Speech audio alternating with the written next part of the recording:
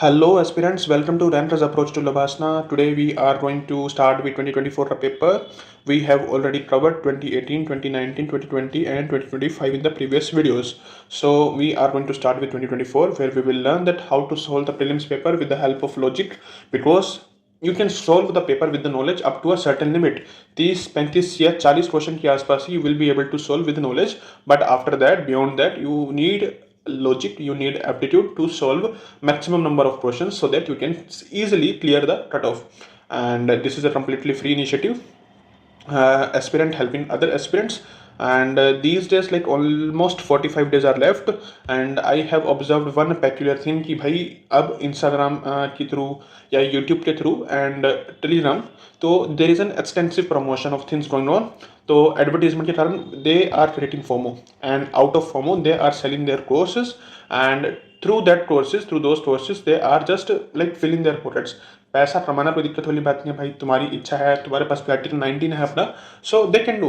But if something is freely available on YouTube, so you are required to watch them, you are required to do the practice is instead of enrolling in multiple courses. तो 100 जगह अगर आप enrol कर रहे हो तो वो फायदा नहीं है. आप 1 या 2 जगह देख लो and you need practice after that. This is the primary और the foremost principle you have to follow while watching such kind of videos. तो फॉर्मो में आके you don't waste money. YouTube is a public platform, तो यहाँ पर आपको ऐसी चीज़ें काफ़ी मिल जाएगी and you can take the advantage. Just last single thing, that don't waste the money. Let's start with 2024 का paper.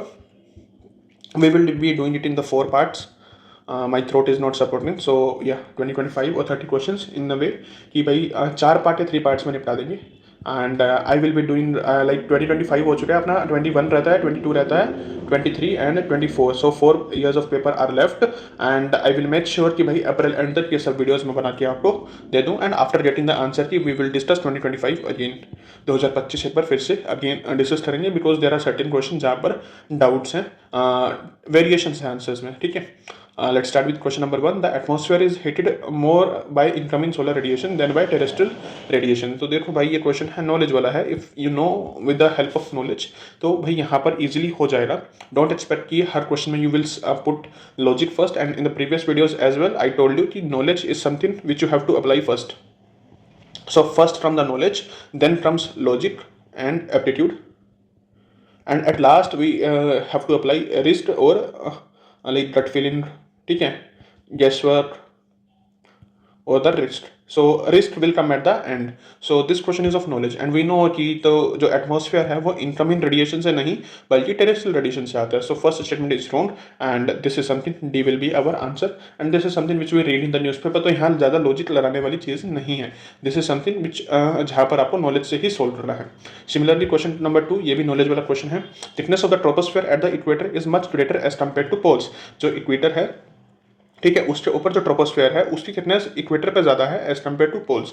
And this is absolutely correct. हम पढ़ते भी हैं जब हम क्लाइमेटोलॉजी का फर्स्ट चैप्टर पढ़ते हैं. This statement is completely correct. At the equator heat is transported to great height by strong conventional currents. And this is the one reason कि भाई हम पढ़ते हैं कि भाई स्ट्रॉन्ग कन्वेंशनल करंट होती है. दैट्स वाई जो अपना पोल्स लाइक अपना इक्वेटर पे जो समथिंग अराउंड 18 किलोमीटर होता है, एंड पोल्स पे अराउंड 8 किलोमीटर का गैप होता है between troposphere, between the earth surface and the tropopause. तो इसका रीज़न यही है कि भाई ये अपना ICZ बनता है और कन्वेंशनल करंट्स काफ़ी स्ट्रॉन्ग होती है इक्वेटर पे. सो फर्स्ट स्टेटमेंट के जो है लॉजिक है वो सेकंड स्टेटमेंट सेटिस्फाई करता है, and second statement satisfy statement number 1. So if you are confuse कि भाई इसको कैसे रिलेट करें, जस्ट ऐड बिकॉज. ठीक है, so thickness of the troposphere is at the equator is much greater as compare to poles because at the equator heat is transported to greater heights by conventional currents. तो यहाँ पर कोई logic लगाने वाली चीज़ नहीं है. It is a pure static concept जो हम NCERT में पढ़ते हैं. If you don't know the concept, भाई आपको अपने फाउंडेशन पर काम करना है. So this is something. Let's move to the question number 3. So this is a question of knowledge. Consider the following. How many of the above are products of the volcanic eruption? In the previous video I told you, भाई ऐसे questions में अगर आपको पता है नहीं भी है, और if there is a possibility of 0.1%, भाई 1% भी की भी 0.1% की भी पॉसिबिलिटी है. फॉर एग्जाम्पल वोल्केनिक इरप्शन हो रहा है, अब उनमें ये चारों में से कोई 0.1% भी हो गया, 0.1 भी इरप्शन हो गया, तो भाई आप उसे नेगेटिव नहीं कर सकते. अब क्या बोल रहा है, pyroplastic debris, ash and dust, nitrogen compound, sulphur compounds बोल रहा है. भाई कंपाउंड्स में काफ़ी सारी चीज़ें होती हैं. तो 0.1% भी अगर पॉसिबिलिटी होगी तो ये ठीक हो रहा। अब इसमें ऐसा नहीं बोल रहा कि भाई वोल्केनिक इरप्शन में ह्यूमन ही बाहर निकलेंगे, वोल्केनिक इरप्शन से डायनासोर बाहर आएंगे, ऐसे कुछ एब्सर्ड चीज़ें नहीं बोल रहा। ये पायरोक्लास्टिक है, पायरोक्लास्टिक है। अब ऐसी चीज़ों के लिए ना हिंदी में इनका वर्ड देख लो तुम, those who are comfortable with Hindi, और those like they are from the north belt, such kind of things will be easy for you. They like it says ज्वल Khandashmi, Jwal Khandashmi, and Jwal say we can associate with Jwala. We can associate with Jwala. So Jwala is something, Jwala like it is fire, so pyroclastic debris, it is debris. So yes, we know कि भाई जब volcanic eruption होता है, even it is of lava वाला, या फिर सिर्फ जो अपना smoke वाला होता है, जिसमें से सिर्फ स्मोक के डस्ट आता है, जिसमें से तो भाई कुछ ना कुछ डेब्रिस हो रहा, and it is associated with अपना ज्वाला, पायरो, आर्ट, फायर। सो या पॉसिबिलिटी है ना कि भाई 0.1% भी हो रहा, तो ठीक है। एशियन डस्ट है, ठीक है। नाइट्रोजन कंपाउंड्स है, ठीक है भाई, कुछ भी हो सकता है। सल्फर कंपाउंड्स, ये भी हो सकता है, अनटिल एंड अनलेस कुछ एब्सर्ड चीज़ हो। So only we will go with something else, otherwise just go with all of the above. अब ऐसा नहीं बोल रहा ना कि डायनासोर बाहर आ रहे हैं उसमें से। सी क्वेश्चन नंबर 4, तो यहाँ पर चलो नॉलेज भी नहीं है, so with the logic you can apply this, solve this question.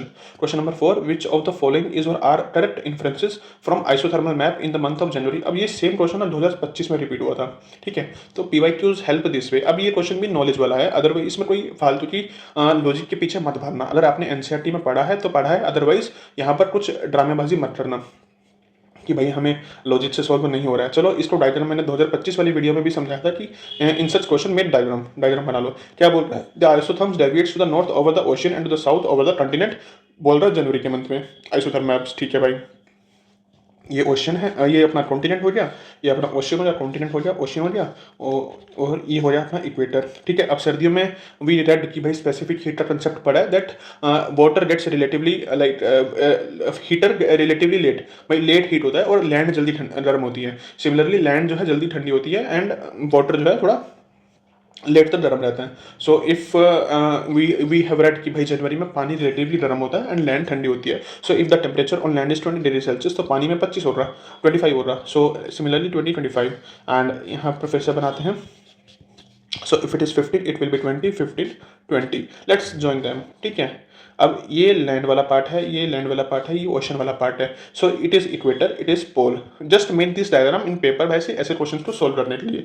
तो isotherm deviate to the north over the ocean, देखो ओशन में नॉर्थ की तरफ जा रहा है, ओशन में नॉर्थ की तरफ जा रहा है, और इक्वेटर, और क्या कहते हैं कि, और साउथ में ओवर द कंटिनेंट, और लैंड की तरफ क्या जा रहा है कि कॉन्टिनेंट की तरफ जा रहा है, या इक्वेटर की तरफ जा रहा है, ऐसे बोल सकते हैं कि isotherm deviates to the north over the ocean, ocean में नॉर्थ की तरफ जा रहा है, देखो नॉर्थ की तरफ जा रहा है, but to the south over the continent, यानी ही लैंड मास पर साउथ की तरफ जा रहा है। So this statement is completely correct, ठीक है। अब NCERT में डायग्राम बना के दिया हुआ है, NCERT में डायग्राम बना के दिया हुआ है। अब ऐसी चीज़ें या तो आप अपने फाउंडेशन किया तो वहाँ पर आपकी कवर होनी चाहिए, otherwise you have to be like intuitive enough कि भाई आप ऐसी चीज़ें, आप डायग्राम्स बनाना आप समझ जाओ, so that it becomes easy to solve such kind of questions.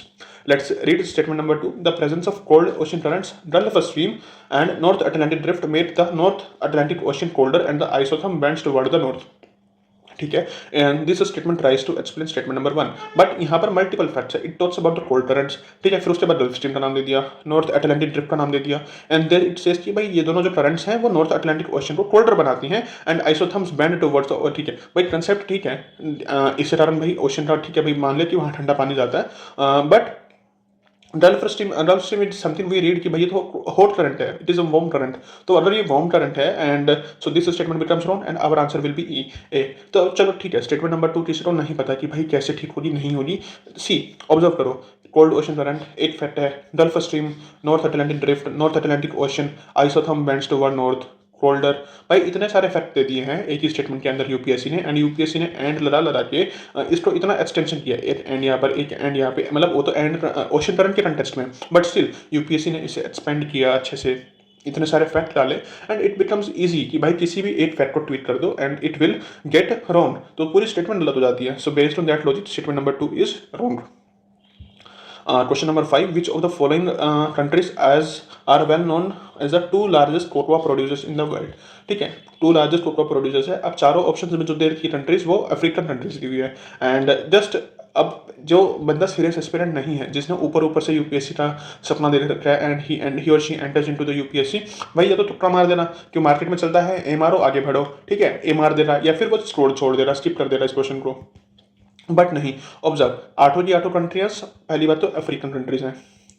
दूसरी बात है कि भाई जब भी हमें कुछ अफ्रीका कंटेक्स्ट में बात करनी है तो हमें जनरली बिना कुछ प्रेशराइज किए कौन कौन सी कंट्रीज याद आ जाएंगी। एक तो मोरक्को याद आ जाएगा हमें, ठीक है, एक डीआरसी याद आ जाएगा हमें, साउथ अफ्रीका याद आ जाएगा, न्यूज़ में था नमीबिया याद आ जाएगा बिकॉज ऑफ चीताज, ठीक है, सूडान न्यूज़ में रहता है, सूडान याद आ जाएगा, ठीक है भाई। Algeria is something which we don't, भाई ज़्यादातर न्यूज़ में रहता नहीं है इतना। बोत्सवाना न्यूज़ में था, न्यूज़ में लाइक वही, ठीक है, टाइगर के कंटेक्स्ट में था या चीता के कंटेक्स्ट में था या, बट बोत्सवाना फिर भी हम सुना रहता है, ठीक है। मदागास्कर है, बहुत कॉमन नाम है, मोजाम्बिक है, बहुत कॉमन नाम है, ठीक है। अब इसमें ऑब्जर्व करो, ऑब्जर्व किया करना, देखो Cote d'Ivoire, it is something, भाई पहली बात तो ऐसा ये नाम है कि जब हम अफ्रीकन के बारे में बात करेंगे, भाई इतनी जल्दी इट इज़ नॉट पॉसिबल या it is not that easy to recall this name. And UPSC examiner ने सिर्फ ये नाम दिया ही नहीं है, जो उसका ऑफिशियल लाइक पैटर्न है, ये स्टाइल है लिखने का, यूपीएससी एग्जामिनर ने इतनी मेहनत करके इसको ऐसे दिया है। तो भाई यूपीएससी एग्जामिनर इतनी मेहनत क्यों ही करेंगे if they are doing such kind of hard work to give, भाई अच्छे से प्रेजेंट ही कर रहे हैं थाली में कि भाई कोट है उसके ऊपर ऐसे ये सिंबल बना दिया, फिर डी के बाद ऐसे लाइक कॉमा डाल दिया ऊपर। और तो भाई ऐसा एग्जामिनर के पास इतना टाइम है क्या करने के लिए? एग्जामिनर क्यों करेगा ऐसा? एग्जामिनर तभी करेगा ना जब क्वेश्चन का ये आंसर हो। देखो तो आप ये लॉजिक लगा सकते हो and we will reach to our answer. अब ठीक है, अब चारों में क्या कि भाई अल्जीरिया इतना कॉमन है, बोत्सवाना इतना कॉमन है, मदागास्कर कॉमन है। अब देखो कोट दियाइवर, देखो कोट दियाइवर क्या है भाई, एक थोड़ा अफ्रीकन कंट्रीज है, अफ्रीकन कंट्री का अफ्रीका का पार्ट है, but it is something odd बनाओ, क्यों हम ये जनरली सुनते नहीं है। सो इन 2018 और 19 का पेपर तो एक क्वेश्चन था गोपाल बाबा वालंकर वाला, ठीक है। तो भाई 3 नाम हमने सुने हुए थे, बट एक चौथा नाम था वो हमने नहीं सुना हुआ था या इतना फेमस नाम नहीं था वो। सिमिलरली अल्जीरिया है, बोत्सवाना है, मदागास्कर है, ये तीनों फेमस नाम है, but as compare to Cote d'Ivoire ये इतना फेमस नहीं है, और इतना फेमस नहीं है और स्टिल एग्जामिनर इसको नाम दे रहा है। सो इट इज पॉसिबल कि भाई यहाँ पर आंसर है। तो लॉजिकल रिस्क के बेसिस पे, लॉजिकल गेसिंग के बेसिस पे अगर आपको कुछ गेस करना है, so option C should be your choice. तो ऐसे गेस करना है, रैंडम गेस नहीं करना कि ए पे मार दिया, किसी ने बोला कि भाई ऐसे क्वेश्चन में ए होता है आंसर तो ए पे मार दिया और आगे बढ़ गए। नहीं, इन क्वेश्चन में थोड़ा टाइम देना है, थोड़ा दिमाग लगाना है, and based on the logic which we are learning from the PYQs, उस बेसिस पे एक डिसीजन लेना है। With reference to Himalayan rivers joining the Danda downstream of Prayagraj from west to east, which one of the following sequence is correct? Ghagara, Brahmati, Dandak and Kosi. And we know कि भाई जब भी हम Ganga river system पढ़ते हैं तो हमें थोड़ा बेसिक तो पता है। चलो बीच में जो यूपी और अपना बिहार में जो ट्रिब्यूटरीज आती हैं तो उसमें कन्फ्यूजन हो सकती है, क्योंकि सबका कॉमन से नाम लगता है, जैसे घाघरा है, गोमती है, गंडक है। तो भाई ये तो सुनने जिसे स्टार्ट हो रहा है तो भाई यहाँ पर याद करना बहुत मुश्किल हो जाता है। बट वी नो कि या तो भाई कोसी हो, मतलब कोसी तो लास्ट में आती है, Kosi is known as sorrow of Bihar, तो भाई कोसी तो लास्ट में आती है। उसके बाद दामोदर आती है, तो चलो दामोदर ऑप्शन में नहीं दिया हुआ, तो कोसी इज समथिंग कि भाई वो तो लास्ट में आ रही है इनसे, तो कोसी तो भाई लास्ट में होगा। तो अब हमें क्या चूज करना है कि चलो गंडक तो फिर कॉमन ही है यहाँ पे, ये तो अब आंसर हो रहा है ए या आंसर हो रहा है बी। अब वी हैव टू, भाई अब थोड़ा नॉलेज के ऊपर है कि भाई अगर आपने उसको सिंसियरली पढ़ा हुआ है so you will be able to recall, अगर सिंसियरली नहीं पढ़ा हुआ तो थोड़ा है कि भाई यहाँ पर रिस्क लेने वाली बात हो जाएगी। And whenever you are stuck in 50-50 situation, don't leave such questions, भले ए मारो भले बी मारो, ठीक है, बट छोड़ने नहीं है ऐसे क्वेश्चंस, बिकॉज प्रोबेबिलिटी कहती है अगर आपने 10 क्वेश्चन भी ऐसे टिक किए ना तो भाई 5 से 6 क्वेश्चन आपके ठीक हो सकते हैं इजिली। 5 से 6 भी नहीं, अगर 3 क्वेश्चन भी ठीक हो जाते हैं या 3 क्वेश्चन भी ठीक हो जाते हैं फिर भी आप नेट पॉजिटिव हो रहे, क्योंकि 3 to 6 और वहां से 6 क्वेश्चन गलत हैं तो उसके नंबर कटेंगे 4, तो -2 आपका फिर भी पॉजिटिव में रहेगा। So in such kind of questions if you are stuck in 50-50 don't leave such questions. So इसका आंसर है बी, क्योंकि नॉलेज वाला क्वेश्चन है। So let's move to question number 7। Rainfall is one of the reason for weathering of road, ठीक है भाई, हो सकता है और बोल रहा है वन ऑफ द रीजन। इन क्वेश्चन की सबसे खास बात यह है कि भाई स्टेटमेंट 1 कभी भी गलत नहीं होती है, बिकॉज स्टेटमेंट 1 को कहीं गलत बनाया ही नहीं है।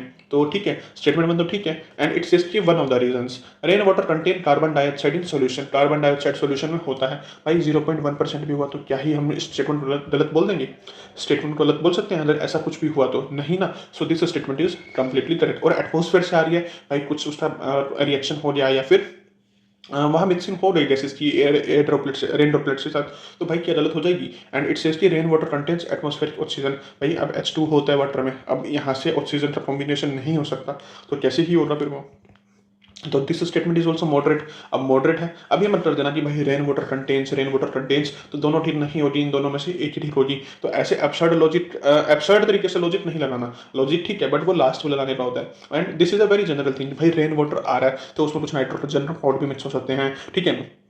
ऑक्सीजन तो मिक्स होना बहुत ईजी बात है, मतलब कुछ 0.1% भी हो गया तो क्या ही उसमें दिक्कत है भाई, हो सकता है ना। एंड इट सेज कि rainfall is one of the reasons for weathering of roads. अब ठीक है, अब हमें देखना है कि स्टेटमेंट 2 और स्टेटमेंट 3 उसे एक्सप्लेन कर रही है या नहीं है। तो बिकॉज लगा दूं, अगर कार्बन डाइऑक्साइड है तो हमने पढ़ा था कि केमिकल वेदरिंग होती है, फिजिकल वेदरिंग, चलो कार्बन डाइऑक्साइड के कंटेक्स्ट में तो केमिकल वेदरिंग हो जाएगी।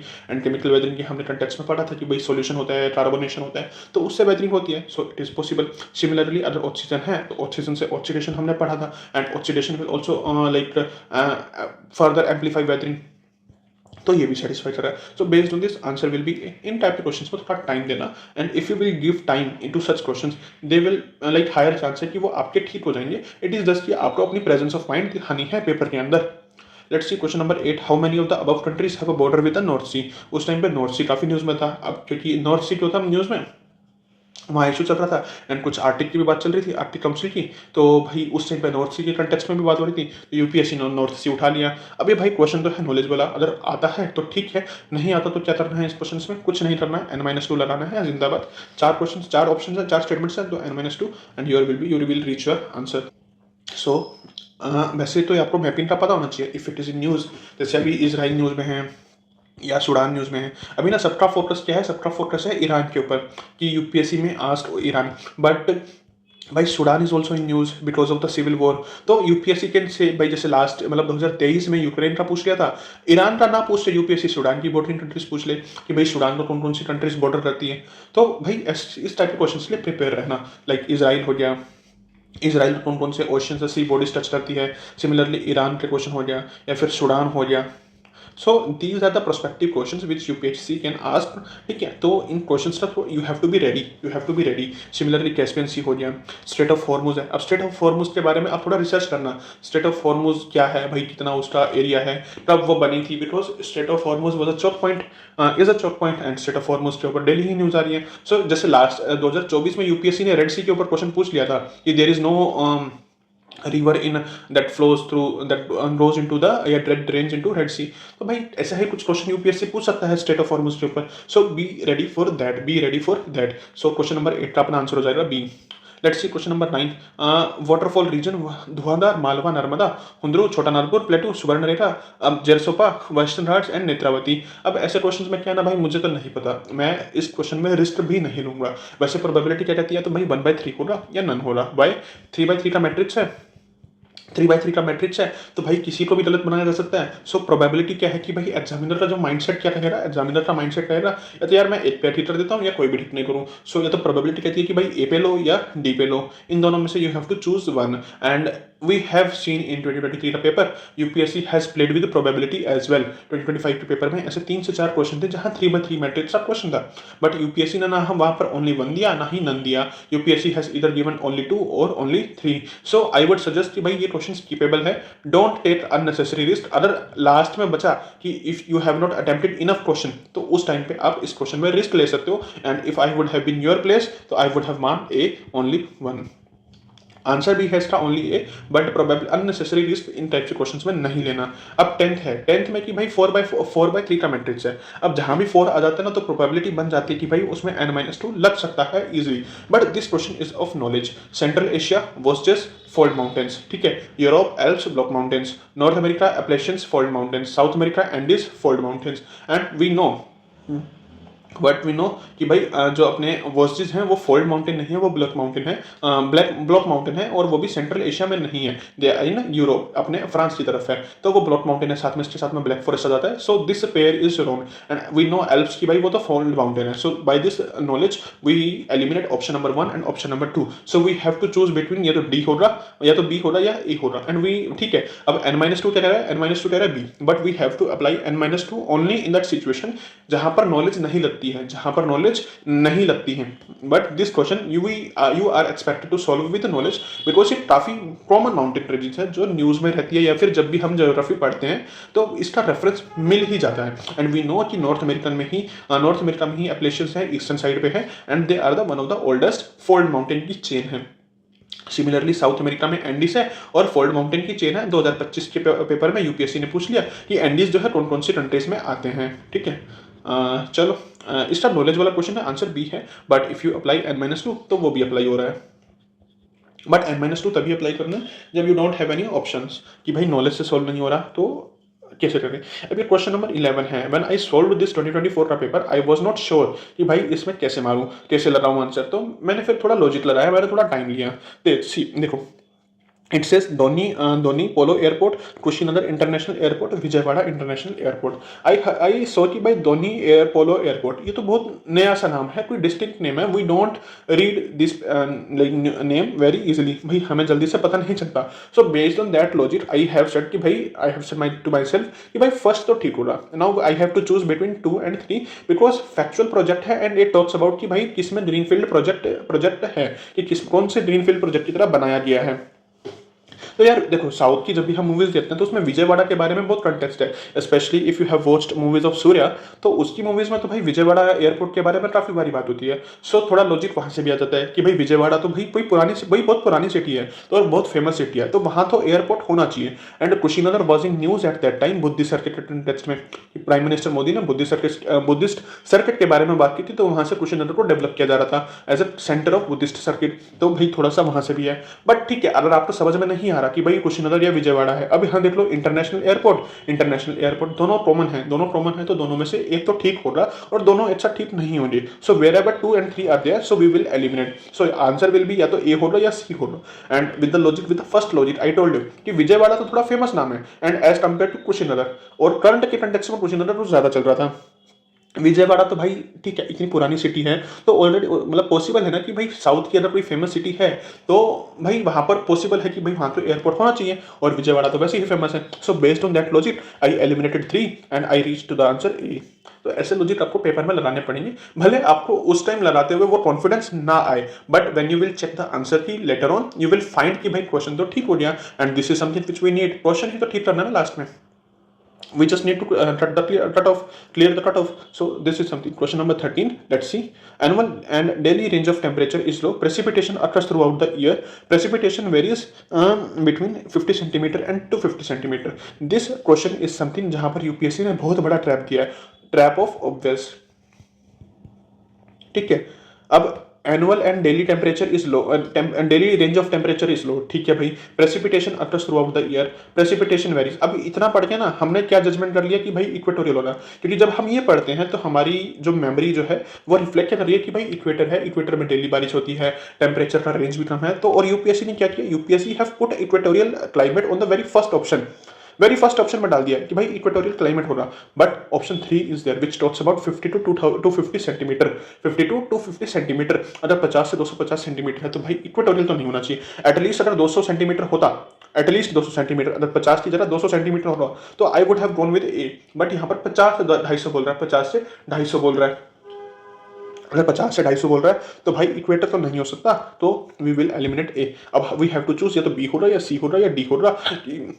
अब तीनों में से क्या है। अब यहाँ पर थोड़ी आपकी नॉलेज ही, अगर आपको आता है तो ठीक है, अगर आपको नहीं आता you can take a calculative risk. अब इट सेज कि भाई annual and daily range of temperature is low. Range of temperature क्या कि भाई टेम्परेचर वेरिएशन इतना ज़्यादा नहीं है, टेम्परेचर वेरिएशन कहाँ पर कम हो रहा, ट्रॉपिक्स में कम हो रहा। तो इन द सेंस कि भाई चाइना टाइप ऑफ क्लाइमेट कहाँ पर पड़ते हैं हम, वार्म टेम्परेट में पढ़ते हैं, वार्म टेम्परेट ईस्टर्न मार्जिन, तो वहां पर पढ़ते हैं। अगर टेम्परेट के कंटेक्स्ट में बात हो रही है तो ऑब्वियस है ना कि भाई जो टेम्परेचर की रेंज है वो तो ज्यादा होगी।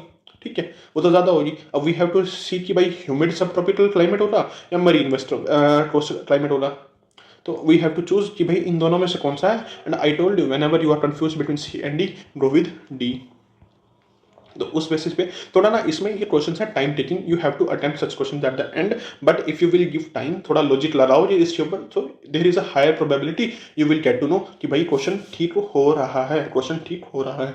सी coordination force, this is a question of knowledge, it increases with increase in wind velocity. ठीक है भाई, विंड वेलोसिटी बढ़ेगी, कोऑर्डिनेशन फोर्स बढ़ेगा, that's why just of it being concept उसी बेसिस पे हो रखा है। तो first statement is correct, it is maximum at the poles and it is absent at the equator. जब यूपीएससी ने ये एब्सेंट दिया ना, तो when coachings were discussing about this, तो काफी हल्ला बुल्ला हुआ था यार, हल्ला बुल्ला हुआ था क्या कि भाई एब्सेंट तो नहीं होगी, अगर 0.1% भी प्रेजेंट हुई तो this statement becomes wrong. But there is a general principle कि भाई Coriolis force is directly proportional to the latitude, तो 0 डिग्री लैटिट्यूड पे 0 फोर्स होगी, 90 डिग्री लैटिट्यूड पे मैक्सिमम होगी।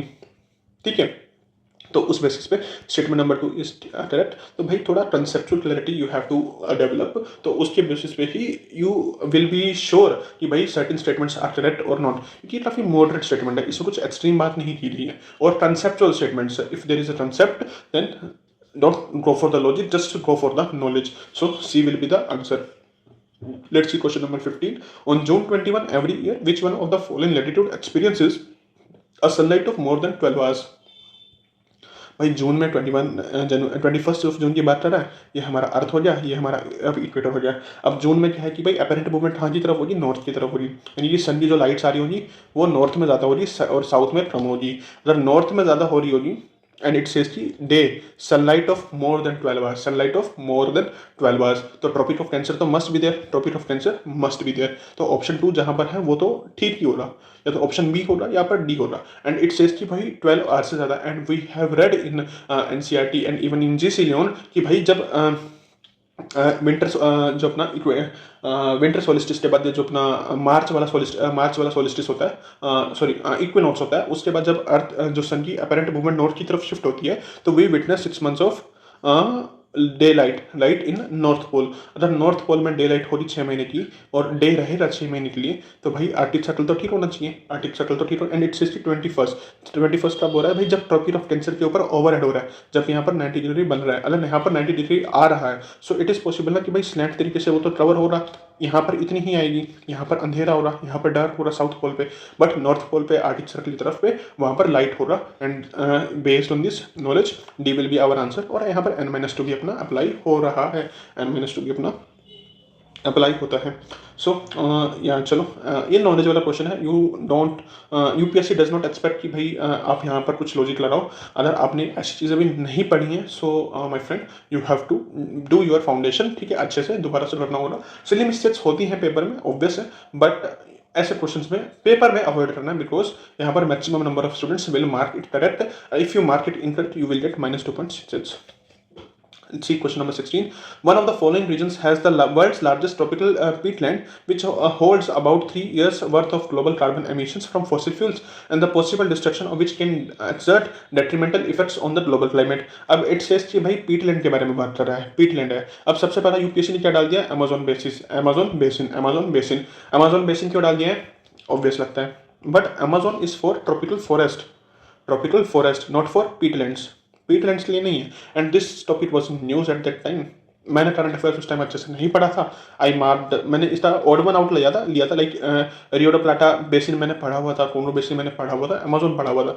किकोरी is something which I did not read at that time. I thought कि भाई 3 तो कॉमन है, Kikori is something new, so odd one out के बेसिस पे मैंने सी लगा दिया था, but this question was in news and peatland was in news, so Conroe basin was the answer, and Conroe is a famous like favorite theme of UPSC।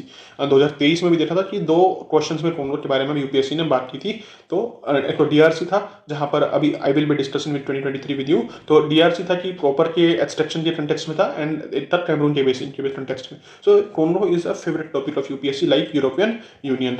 चलो question number 17 देखते हैं। With reference to perfluoroalkyl and perfluoroalkyl substances, इन्हीं को बोलते हैं forever chemicals that are used in making many consumer products, consider the following statements। I told you in the previous videos as well कि भाई statement पढ़ना बहुत important है, statement पढ़ना इंपॉर्टेंट है। इट सेज कि PFAS which are known as forever chemicals they are used in making many consumer products and I told you last में से पढ़ना है। persistent exposure to PFAS can lead to bioaccumulation in animal bodies। भाई अब ठीक है, consumer products के बारे में अब हमें नहीं पता कि PFAS क्या है, बट तीनों स्टेटमेंट जब हम पढ़ेंगे we will get to know it is something about pollutant. ये कुछ पॉल्यूटेंट है या कुछ नेगेटिव चीज़ है। अगर कोई नेगेटिव चीज़ है and I told you if there is something negative, तो उसका कॉन्सिक्वेंस भी क्या होगा, नेगेटिव ही होगा। And after reading all three options we get to know कि भाई कुछ नेगेटिव के बारे में बात हो रहा है, कुछ पॉल्यूटेंट के बारे में बात कर रहा है। एंड पॉल्यूटेंट है तो भाई बायो एक्यूमुलेशन तो हो सकता है, it's can lead to, and we know कि भाई कंज्यूमर प्रोडक्ट से, फॉर एग्जांपल कोई कॉस्मेटिक प्रोडक्ट है, कॉस्मेटिक प्रोडक्ट में अगर यूज हो गया तो उस कॉस्मेटिक प्रोडक्ट से कारण, काफी सारे कॉस्मेटिक प्रोडक्ट के कारण ब्रेस्ट कैंसर के इश्यूज आ रहे हैं, तो वो भी पॉल्यूटेंट से हो रहा है। और कॉस्मेटिक के कारण और भी काफ़ी चीज़ें, स्किन इश्यूज के बारे में आ रहे हैं, तो भाई बॉडी वहाँ से भी एब्सॉर्ब कर सकती है। तो एक्यूमुलेशन तो कहीं से भी हो सकता है। और कंज्यूमर प्रोडक्ट्स की वैरायटी बहुत बड़ी है, वैरायटी बहुत बड़ी है, तो किसी के भी थ्रू वो एंटर कर सकता है। और अगर एंटर कर गया तो इट इज़ पॉसिबल कि बायो एक्यूमुलेशन हो। And I told you until and unless you are sure कि भाई ये ऑप्शन तो नहीं हो रहा, तो ओवरथिंकिंग नहीं करनी, ठीक है। It says can lead to, या पॉसिबल है।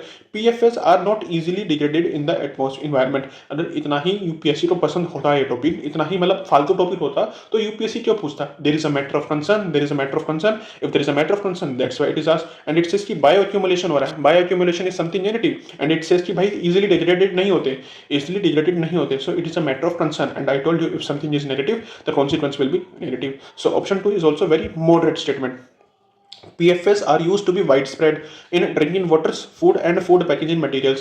But I did miss, मैंने इस क्वेश्चन को गलत किया था, and what was my mistake is कि मैंने स्टेटमेंट को अच्छे से नहीं पढ़ा था। It says कि many consumer products, so I thought कि widespread is an extreme word, widespread is an extreme word. I forgot to read कि भाई consumer product के बारे में बात कर रहे हैं, and there is a very large variety of consumer product, so it is possible कि widespread तो ठीक है उस कंटेक्स्ट में। It says कि drinking water हो सकता है, food हो सकता है, food packaging material हो सकता है, इवन अपने कॉस्मेटिक्स हो सकते हैं, या फिर जो भी जो डेली नीड्स के रिक्वायरमेंट्स होते हैं, क्या पता उसमें भी यूज होता हो। तो उस कंटेक्स्ट में हाँ वाइड स्प्रेड एक मॉडरेट वर्ड हो जाता है। तो ऐसे वर्ड्स के ऊपर फोकस अननेसेसरीली नहीं करना, we have to understand the essence of the statement. So statement 1 is also very moderate and answer will be D. And I told you in such question until and unless you are sure कि भाई ये statement तो नहीं ही हो रहा, ये statement तो ठीक नहीं ही हो रहा, तो ही आपको कोई दूसरा ऑप्शन चूज करना। You have to choose that option, separate option in that situation only, otherwise you will go with all of the above. Let's see question number 18. अब इट सेज कि parasitoid species are found in many, how many of the organisms? Carpet beetle, centipedes, flies, termites, वेस। अब हमें नहीं पता parasitoid species क्या होती है, एंड ठीक है। अब पहली बार यूपीएससी ने पूछा कि पैरासिटोइड क्या होता है, अब मुझे भी पेपर में नहीं पता था, तो भाई नॉलेज तो कोई काम कर नहीं रही। अब ठीक है, अब लॉजिक और एप्टीट्यूड भी कुछ काम नहीं कर रहा। So what is the lender of the last resort, क्या है, n-2। 5 स्टेटमेंट्स हैं, n-2 करो और आंसर होगा 3। जब इसका डिस्कशन कर रहे थे तो there were multiple coaching institutes जो इसमें ओनली 4 बोल रहे थे, ओनली 2 बोल रहे थे, but UPSC did not deviate from its pattern of making question. And इसका आंसर क्या है, इसका आंसर है अपना बी, दैट इज n-2। तो ऐसे क्वेश्चंस में अगर नॉलेज नहीं अप्लाई हो रही, कोई लॉजिक नहीं अप्लाई हो रहा, just you will go with the अपना ट्रिक जो है वो है n-2। So question number 19, consider the following statements, how many of the above belong to P family. अब पी फैमिली है, पी फैमिली चलो हमने स्कूल टाइम पे पढ़ा था, अभी याद नहीं है। अगर आपको याद नहीं है तो you can skip this question, but थोड़ा सा ध्यान लगाना। पी फैमिली में क्या फीचर होते हैं, देखो तो भाई उनका जो सीड होता है, जो पी होता है, जो उसका उसको क्या बोलते हैं, मतलब जो मटर है, मटर का दाना है, वो कवर होता है। तो भाई थोड़ा ये लॉजिक लगा सकते हैं कि भाई ये भी शायद कवर हो सकते हैं। एंड वी नो कि भाई जो पी है, जो मटर है, उसे 2 पार्ट्स में डिवाइड किया जा सकता है, हमें 2 पार्ट्स में उन्हें डिवाइड कर सकते हैं। सो ये ग्राउंडनट इज समथिंग जो हम 2 पार्ट्स में डिवाइड कर सकते हैं, दैट इज ठीक है, पॉसिबल है। हॉर्स तरह में चना है, चने को तो हम कर सकते हैं 2 पार्ट्स में डिवाइड, उसी से चना दाल बनती है। So it is also possible. Soybean, soybean not, it does not talks about चन।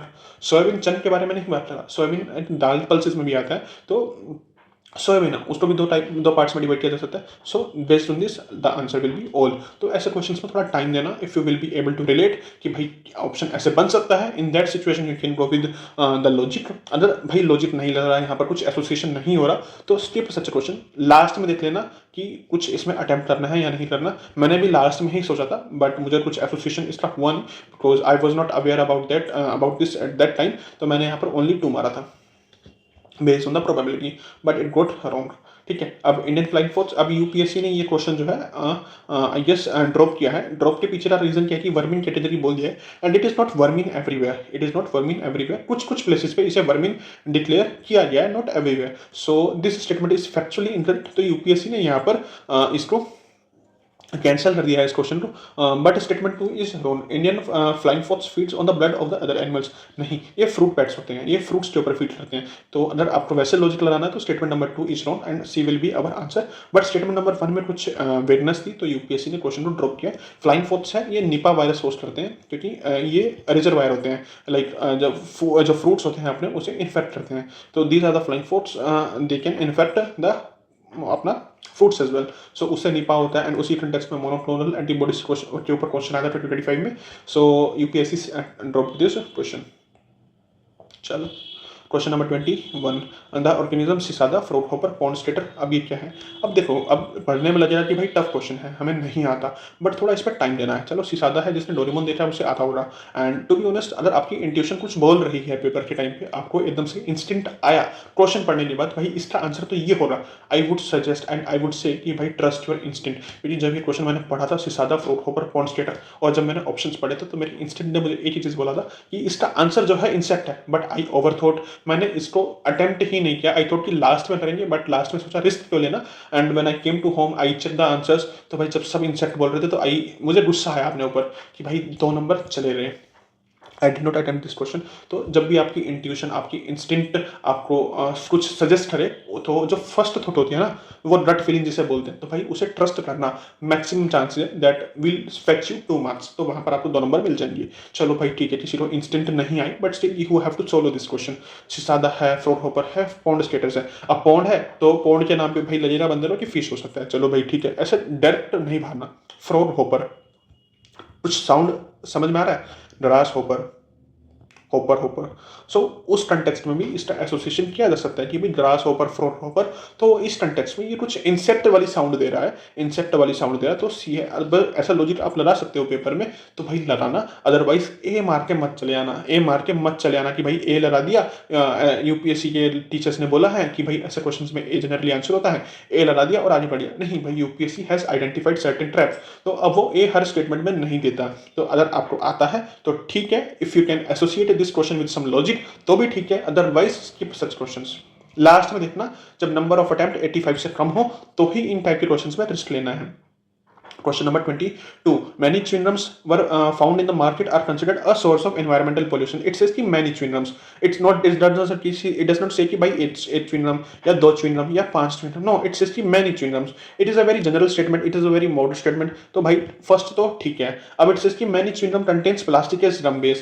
भाई chewing gums है, उसमें से प्लास्टिक होती है जो ड्रम बेस जिससे ड्रम बेस बनता है उसका। तो भाई हो सकता है ना कि वर्ल्ड में इतनी सारी च्युइंगम्स है, किसी एक में भी हो, एंड अगर ड्रम बेस प्लास्टिक यूज हो रहा है एज ड्रम बेस, तो भाई वो एनवायरमेंटल पॉल्यूशन कॉज करेगा। And that's why statement number 2 justifies statement number 1 and our answer will be A. Question number 23, Brazil और एनिमल की फाउंड करा कि भाई ब्राजील है, इंद्री है, इंडोनेशिया एल्क है, मदागास्कर बोनोबो है। बोनोबो तो चलो फिर भी हमें पता होता है, बोनोबो तो हमें फिर भी पता होता है, but in case you don't know about this thing कि नहीं भी पढ़ा, अब भाई कॉमन से, अब ऐसा नहीं कि मैं बोल रहा हूँ कि बोनोबो पता होता है, तो डोंट डू सेल्फ डाउट अगर आपको नहीं पता। मुझे भी नहीं पता था उस टाइम तक कि बोनोबो किसे बोलते हैं। एंड टू बी ऑनेस्ट, अभी भी मैं बोनोबो बोल रहा हूँ तो मेरे दिमाग में क्लियर इमेज नहीं आ रही है बोनोबो किसे बोलते हैं। सो अगर आपको इस टाइप की सिचुएशन से बड़ा डाउट हो रहा है, कोई बोलता है कि ये कॉमन सेंस है, तो भाई डाउट नहीं लेना, because that person must have read multiple things, तो वहां उसे उस चीज का रेफरेंस मिल गया होगा, तो दैट्स व्हाई ही और शी न्यूज अबाउट दिस, ही और शी न्यू अबाउट दिस। तो भाई इतना इसमें लोड नहीं लेना, इतना बर्डन नहीं लेना इन क्वेश्चंस को। ये होते हैं bouncers, such questions are bouncers, so you have to skip this question. मैंने भी मैंने इसमें तुक्का मारा था, मैंने शायद ओनली 2 ही लगाया था। आई टोल्ड यू ना कि लास्ट में मैंने अटेम्प्ट किए थे, तो जैसे वो पी फैमिली वाला क्वेश्चन था या ये था, मैंने सब में ओनली 2 मारा था इन क्वेश्चंस में, तो बट मेरा गलत हो गया था। ठीक है, रिस्क चला गया, अब कोई दिक्कत वाली बात तो है नहीं इसमें, ज़्यादा लोड नहीं लेना। अगर यू आर नॉट श्योर कि भाई इसमें क्या होगा, स्किप करो क्वेश्चन को, लास्ट में देखेंगे क्या लगाना है। Question number 24, world toilet organization, it is one of the agencies of the UN. UN की एजेंसीज है, वन ऑफ द एजेंसीज। भाई कभी पढ़ा है वर्ल्ड टॉयलेट ऑर्गेनाइजेशन के बारे में? नहीं पढ़ा ना, जब नहीं पढ़ा तो ठीक है चलो। अब दूसरा लॉजिक क्या है कि भाई जनरली लॉजिक इज कि भाई institutions are given wrong, institutions are given wrong, तो इट इज हाईली पॉसिबल कि भाई यूएन यहाँ तो रॉन्ग है, and I will consider this wrong, मैं इसे रॉन्ग ही मानूंगा। Let's see, world toilet summit, world toilet day and world toilet college are the initiatives of this organisation to inspire to actions to tackle the climate change. अब toilet summit है, toilet day है, toilet organisation है। अब toilet organisation है तो भाई उस context में तो कुछ ना कुछ हो ही सकता है। चलो ठीक है, let's see question number statement number 3। The main purpose of this its a function is to grant funds to the least developed countries and developing countries to achieve the end of the operation open defecation। भाई India ने स्वच्छ Bharat mission चलाया। कहीं आपने पढ़ा है कि world toilet organisation ने कोई फंडिंग दी है इंडिया को? नहीं दी ना। And just keep this in mind, भाई कोई अगर फंडिंग मैकेनिज्म के बारे में बात कर रहा है कि भाई कोई ऑर्गेनाइजेशन एक्ट है वो किसी पर्पज के लिए फंडिंग कर रही है, तो those statements are generally incorrect. भाई कोई पैसा खर्च के खुश नहीं होता, कोई जल्दी से पैसा नहीं देता। If money is not the thing, तो भाई money is something that developed countries or the institutions are not easy to contribute। तभी तो क्लाइमेट चेंज की इतनी बकवास चल रही है। क्लाइमेट चेंज के ऊपर क्यों इतना ड्रामा हो रहा है? क्यों फंडिंग ही नहीं आ रही है? एसडीजीज के बारे में बात कर रहे हैं कि भाई 2030 तक उसे अचीव करना है, बट वो अचीव नहीं हो रहा है। क्यों? फंडिंग का इशू हो रखा है। डेवलप्ड कंट्रीज ने लूट लिया है, डेवलप्ड कंट्रीज ने लूट लिया है डेवलपिंग कंट्रीज को ड्यूरिंग कॉलोनाइजेशन एंड इंपीरियलिज्म। अब वो पैसा देना चाहते नहीं है, तो जब वो पैसा ही नहीं दे रहे हैं तो भाई अब सब चीज़ें कैसे अचीव होंगी? तो इस कंटेक्स्ट में यही है कि भाई जल्दी से पैसे नहीं देते हैं institutions do not release funding very easily. तो स्टेटमेंट 3 बिकम्स रॉन्ग। एंड जब PYQs आप ऑब्जर्व करोगे you will get to know कि भाई ये स्टेटमेंट गलत ही है। So with this we will eliminate 3 and we will reach our answer A. We will reach our answer A। Consider the following statement, question number 25। अभी ये उस time पे न्यूज़ में था, न्यूज़ में इन द सेंस कि भाई चीता तो इंट्रोड्यूस हुए थे इंडिया के अंदर, तो ये थोड़ा रिलीज न्यूज़ में था, ठीक है। Lions do not have particular breeding season unlike most other cats. Big cats cheetah do not roar unlike male lions. Male leopard do not proclaim their territory by scent. अब देखो, unlike most other big cats, unlike male lions and lions do not have a particular breeding। अब इसमें ना कुछ जैसे statement number 2 है, statement number 3 है, इसमें कुछ कंपैरिजन वाली सेंस हो रही है कि भाई कंपैरिजन वाली सेंस हो रही है। एंड देखो लैंग्वेज भी सेम सेम सी है कि unlike most other big cats या अनलाइक मेल एंड लायंस। चलो लैंग्वेज क्लियर नहीं हो रही तो भी कोई दिक्कत नहीं है। अभी तो न्यूज़ में था, हमने पढ़ा था कि भाई चीता तो भाई रोर नहीं करते, चीता जी रोरिंग वाली सीन नहीं होता, तो स्टेटमेंट नंबर 2 तो ठीक है। अब इट सेज कि भाई unlike male lions male leopards do not proclaim their territory by scent marking.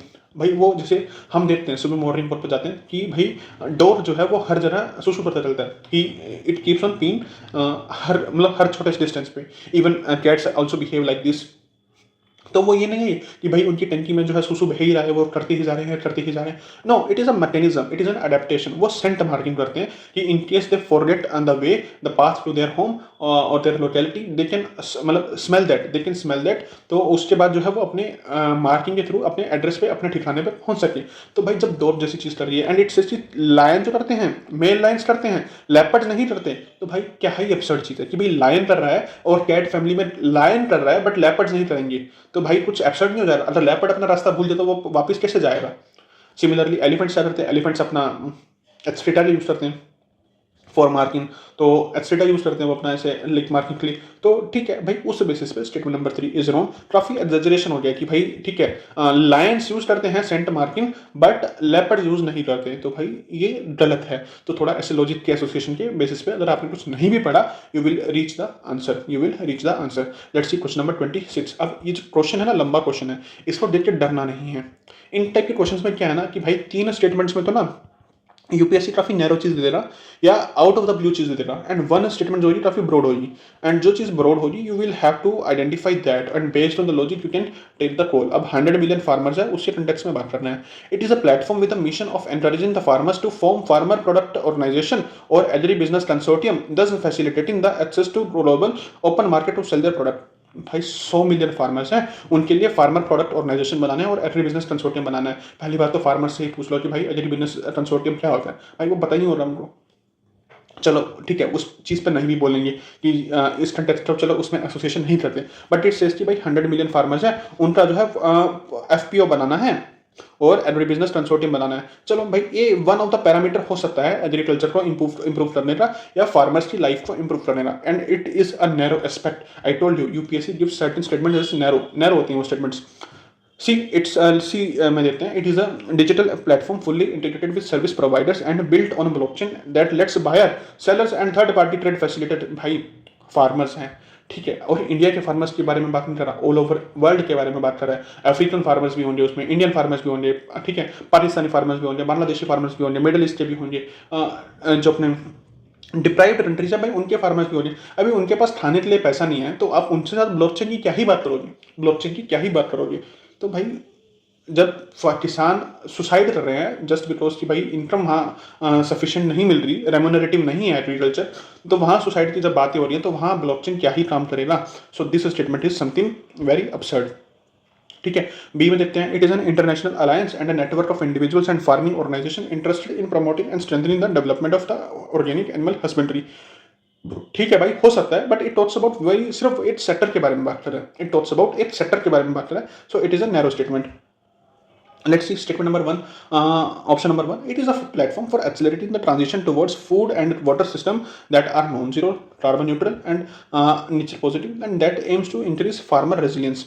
ये क्या बात कर रहा है कि भाई जो है हमें अपना ट्रांजिशन करना है ऐसे सिस्टम्स में जो कि नेट जीरो हो, जो न्यूट्रल हो, कार्बन न्यूट्रल हो और फार्मर्स का रेजिलियंस बढ़ाए। तो it talks about overall farmer welfare, it talks about overall farmer welfare. So statement A is broad, statement A is broad. Based on this answer will be A. और ऐसा नहीं है कि भाई मेरे को आंसर पता है तो इसके बेसिस पे मैं इसे सोल्व कर रहा हूँ, नहीं। जब ये 24 में पेपर आया था मेरे पास and when I solve this question, तो मेरा लॉजिक यही था, मेरा लॉजिक उस टाइम भी यही था कि भाई स्टेटमेंट नंबर ए तो ब्रॉड है बट अदर जो है नैरो है, एंड स्टेटमेंट नंबर सी तो काफी absurd है, काफी absurd है। So see question number 27, how many of the above are considered distributed energy resources? अगर आपको पता है so you can go with any other option, but you are not aware, so in such question science and tech के questions में जहाँ applications की बात हो रही है you will go with all of the above, so answer will be D, and UPSC ने भी इसका आंसर दिया है D। Let's see question number 28. Which one of the following show a unique relationship with an insect that has co-evolved with it and that is the only insect that can pollinate this tree? And you will be surprised भाई ये question सी set से आया है। 2018 या 19 का सी set में एक RC का पैसेज है, वहाँ से यूपीएससी ने उठा लिया इसे। तो ठीक है, अगर आपने सी सेट सोल्व किया है पेपर से पहले और आपको आरसी की कुछ चीज़ें पता चल रही हैं, मतलब कुछ चीज़ें आपने अच्छे से पढ़ी हैं, अगर वो दिमाग में रह रही, you can solve such kind of questions जहाँ यूपीएससी पूछ ले।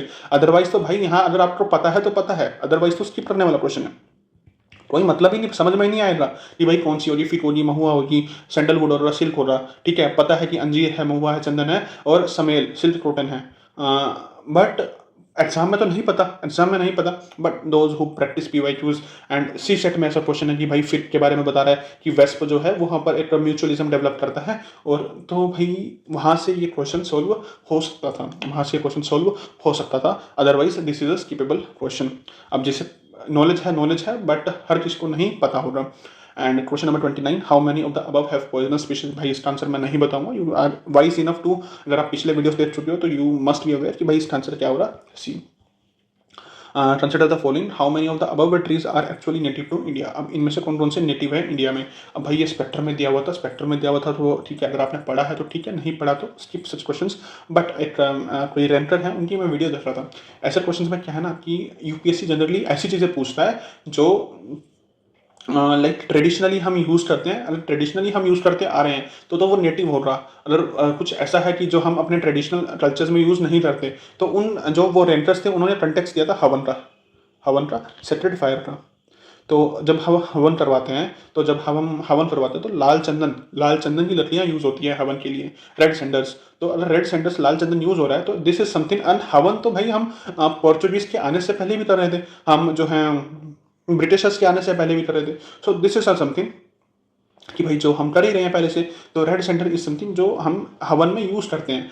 हम काजू यूज़ नहीं करते, हम मिठाई यूज़ करते हैं, वी यूज़ स्वीट्स। हमने कभी भी लाइक जो हम क्या करते हैं, यूज़ स्वीट्स करते हैं एज कम्पेयर टू काजू तो चलो आज के मॉडर्न डे में यूज़ होने लगा है, बट ट्रेडिशनल जो प्रैक्टिसेस हैं, जो रिलीजियस प्रैक्टिसेस हैं, उसमें cashews as a directly use नहीं होता।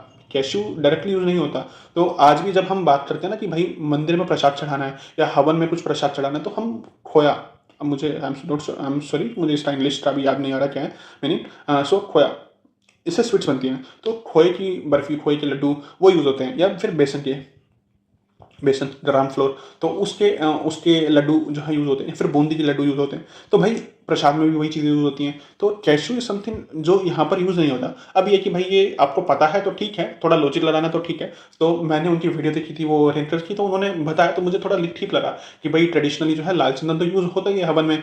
Cashews and papayas, these are something जो यूज़ नहीं होता। बनाना हम यूज़ करते हैं, ठीक है, ऑरेंज भी यूज़ कर लेते हैं हम, मैंगो यूज़ करते हैं, बट पपाया इज समथिंग जहाँ हमने हवन में यूज़ होते हुए नहीं देखा। तो ठीक है, तो उस बेसिस पे इसका आंसर हो जाएगा B. Are actually native, native है तो ए, 30th का जो अपना आंसर हो जाएगा ए है। तो ऐसे क्वेश्चंस में थोड़ा लॉजिक लगाया जा सकता है, otherwise skip such questions. Last में देखना, अगर क्वेश्चन का जो है अटेम्प्ट 85 से कम है, you can take a risk, या तो ओनली 1 होगा या ओनली 2 होगा, जो भी लगाओ सब में एक ही लगाना। फॉर एग्जांपल इसमें भी हो गया और ऊपर वालों में भी हो गया, तो वहां पर आप रिस्क ले सकते हो। अगर फॉर एग्जांपल आप इसमें ओनली 1 लगाते हो और ऊपर वाले में भी, ऊपर वाले जो 2 क्वेश्चन थे पी फैमिली वाला या फिर वो जो एनिमल वाला है उसमें भी ओनली 1 लगाते, तो इसमें आता आपका 2 और उसमें जाते -1.32, अल्टीमेटली 0.66 आपके पास पॉजिटिव रहता, तो पॉजिटिव इफेक्ट आपके पास आ जाता है। So we will be stopping this video here only. From the next video we will continue after 30, so 31 से स्टार्ट करेंगे। एंड थोड़ा जल्दी जल्दी करवाया है इसमें, that I want to finish. ज़्यादा लंबी वीडियोस नहीं बनानी है, बट फिर भी ये हो रही है थोड़ी लंबी वीडियो, बट ठीक है, we will be winding it up soon. तो अप्रैल में ही वीडियोस खत्म करनी है। See you in the next video, till then keep studying hard. अभी 45 दिन के आसपास बचे हैं, डोंट लूज द फोकस, क्योंकि आने वाले 35 से 40 दिन में आपको अपना फुल एफर्ट डालना है। लास्ट के 5 से 10 दिन में आप थोड़ा ईजी ले सकते हो, ईजी टू मतलब थोड़ा बर्न आउट ना हो, इसलिए तो अभी फुल फोकस से पढ़ाई करनी है। So just keep studying hard, give your best. इस बार हम सब मेंस लिखेंगे साथ में। So yes, see you in the next video, till then take care of self. अभी थोड़ा मौसम बदल रहा है, specially if you are in Delhi, तो बारिश हो रही है, तो अभी मौसम चेंज हो रहा है, तो अपने आप को बचाना। And dengue season will start soon, तो डेंगू से भी बच के रहना। And yeah take care of self and keep studying hard. See you in the next video. जय हिंद।